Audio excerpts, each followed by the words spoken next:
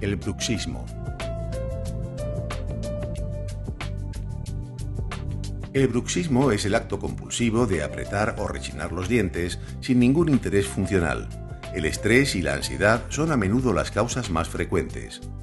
Se calcula que el 80% de la población ha tenido algún episodio bruxista a lo largo de su vida, incluyendo adultos, adolescentes y niños.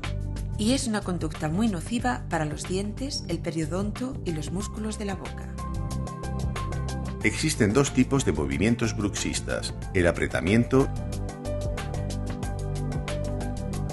y el rechinamiento, siendo este último el más dañino.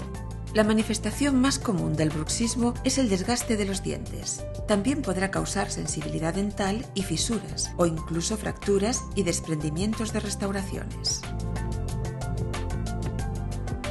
Además, puede producir la pérdida de anclaje de los dientes.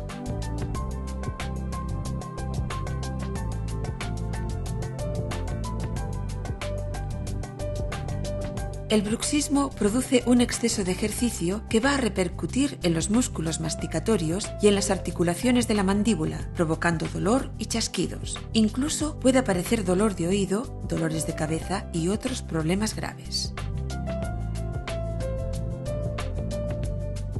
El bruxismo puede ser diurno o nocturno, siendo este último el más frecuente y que a menudo pasa desapercibido.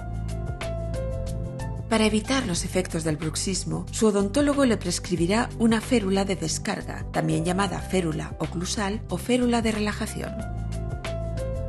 La férula es un aparato generalmente de resina transparente que se interpone entre los dientes. La férula mejorará la posición de la mandíbula, evitará el desgaste y las fracturas dentales y relajará los músculos masticatorios. También protegerá a las carillas, coronas y puentes.